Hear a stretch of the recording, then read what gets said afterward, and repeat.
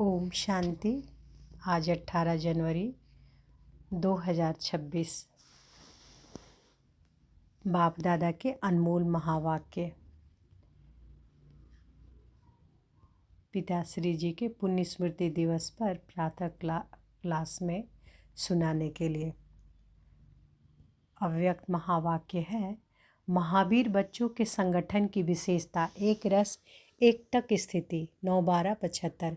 महावीर अर्थात विशेष आत्मा। ऐसे महावीर विशेष आत्माओं के संगठन की विशेषता वर्तमान समय यही होनी चाहिए जो एक ही समय सबकी एक रस एकटक स्थिति हो, अर्थात जितना समय जिस स्थिति में ठहरना चाहे उतना समय उस स्थिति में संगठित रूप में स्थित हो जाए। संगठित रूप में सबके संकल्प रूपी अंगुली एक हो। जब तक संगठन की यह प्रैक्टिस नहीं है तब तक सिद्धि नहीं होगी। संगठन में अभी ऑर्डर हो कि 5 मिनट के लिए व्यर्थ संकल्प बिल्कुल समाप्त कर बीज रूप पावरफुल स्थिति में एक रस स्थिति हो जाओ, तो ऐसा अभ्यास है। ऐसे नहीं कि कोई मनन करने की स्थिति में हो, कोई रूह रियान कर रहा हो और कोई अव्यक्त स्थिति में हो। ऑर्डर है बीज रूप होने का और कर रहे हैं रूह रियान, तो ऑर्डर नहीं माना ना। यह अभ्यास तब होगा जब पहले व्यर्थ संकल्पों की समाप्ति करेंगे। हलचल होती ही व्यर्थ संकल्पों की है। इन व्यर्थ संकल्पों की समाप्ति के लिए अपने संगठन को शक्तिशाली व एकमत बनाने के लिए कौन सी शक्ति चाहिए?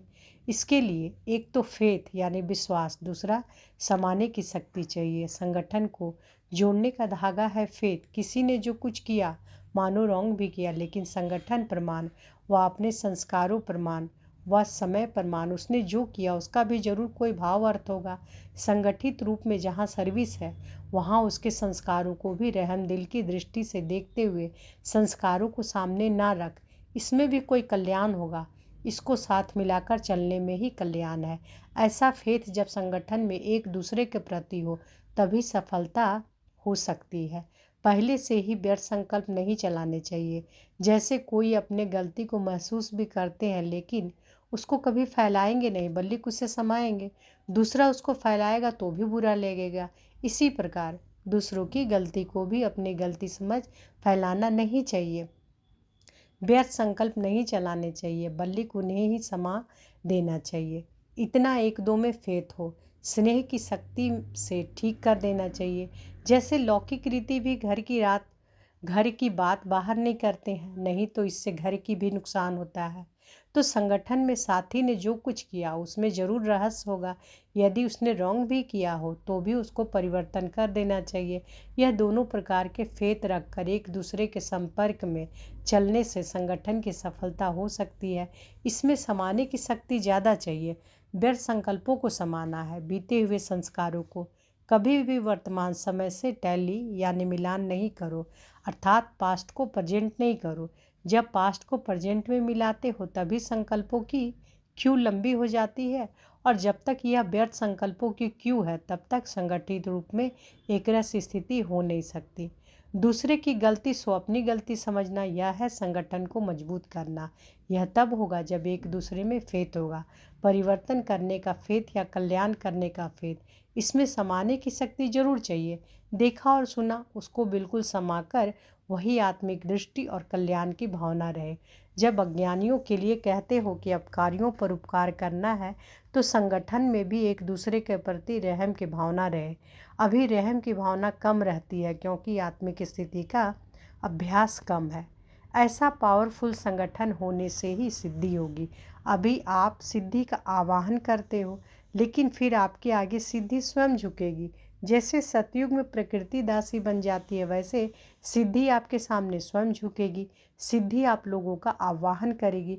जब श्रेष्ठ नॉलेज है, स्टेज भी पावरफुल है, तो सिद्धि क्या बड़ी बात है। सदाकाल एकरस स्थिति में रहने वालों को सिद्धि प्राप्त ना हो, यह हो नहीं सकता, लेकिन उसके लिए संगठन की शक्ति चाहिए। एक ने कुछ बोला, दूसरे ने स्वीकार किया।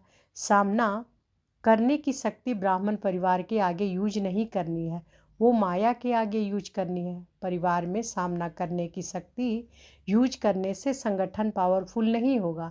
कोई भी बात नहीं जचती है तो भी एक दूसरे का सत्कार करना चाहिए। उस समय किसी के संकल्प व बोल को कट नहीं करना चाहिए। इसलिए अब समाने की शक्ति को धारण करो। संगठित रूप में आप ब्राह्मण बच्चों की आपस के संपर्क की भाषा भी अव्यक्त भाव भी होनी चाहिए। जैसे फरिश्ते अथवा आत्माएं आत्माओं से बोल रही है। किसी की सुनी हुई गलती को संकल्प में भी स्वीकार ना करना और न कराना ही चाहिए। ऐसी जब स्थिति हो तभी बाप की जो शुभ भावना है संगठन की, वह प्रैक्टिकल में होगी। इसके लिए विशेष पुरुषार्थ अथवा विशेष अनुभवों की आपस में लेन देन करो। संगठित रूप में विशेष योग के प्रोग्राम चलते रहे तो विनाश ज्वाला को भी पंखा लगेगा। योग अग्नि से विनाश की अग्नि जलेगी। अच्छा, ओम शांति।